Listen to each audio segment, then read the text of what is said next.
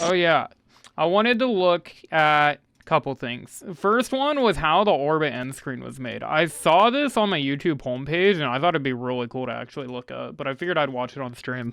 This is how the orbit end screen was made. Because the orbit end screen is genuinely peak.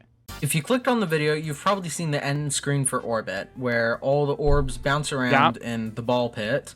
I've seen and a really realistic manner, physics-wise. It's really cool and is interesting how it's made. And in this video, I will be going over how it was made, or at least my guess on how it was made, and also how to make it yourself. Let's get into it. The first thing to do is to set up and run a physics simulation and save. I just want to say this now. I don't know anything about any of this. I just wanted to see it. I don't know how to set up a physics simulation. Save their positional and rotational data for every step of the physics simulation until it has ended. The next step is to analyze the data, and for every object that ends up in the simulation, for their first frame, add an orb. For every position after it, add a keyframe, so you'll be able to run through all of them and save objects without having to use move and rotate triggers. Do this for every orb that ended up in the simulation. Now, we need to add the player. I don't know any of this shit. So is GD a game engine? Like, what the fuck?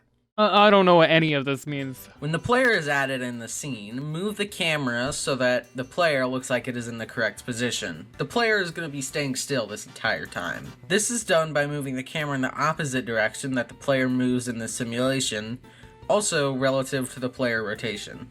Now, in order for the player rotation to work, we need to rotate the static camera object and all the orbs around the player in the opposite direction, also rotating the camera view itself also in the opposite rotation. The way I ended up rotating the orbs was by just adding them to a UI trigger, as it was just easier.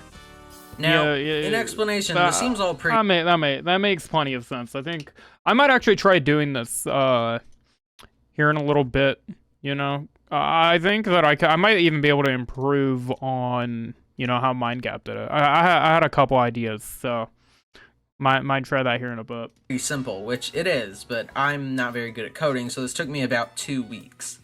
Now, if you want to use my code and not have to make your own, the link to my GitHub is down in the description. So, in order I can make my own in a couple hours, max. To actually use the program, first you have to make sure you have WS Live Editor installed and opened. So open up your own level, make sure it's empty, otherwise I don't think it'll work, but you probably also should just do this on an empty level anyways. So in order to actually run it, you're going to want to open orbit remake.py or main.py. I might rename it to main.py just so it's clear on which one you need to open, or I won't. Let's do that instead of RLCraft. I don't know how to use the editor. This would literally take me probably a year to get this remade, even if I copy and pasted everything. You're gonna see it's running this, which is the simulation, and whenever you're ready, just hit any key on your keyboard and it will close and add all the objects to the editor.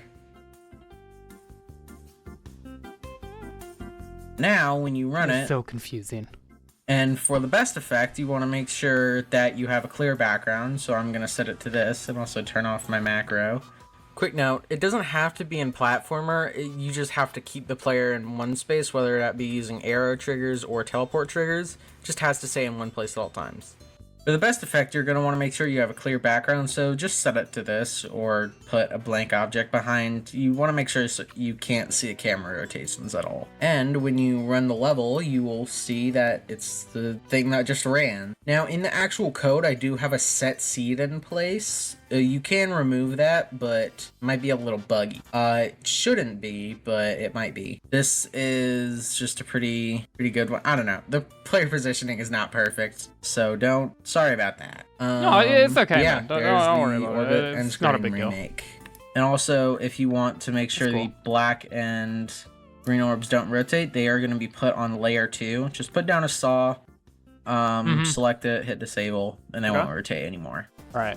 I don't really plan on doing too many more tutorials. I'm sure that makes sense to somebody who watched the video. It didn't make any fucking sense to me. Holy shit. All right.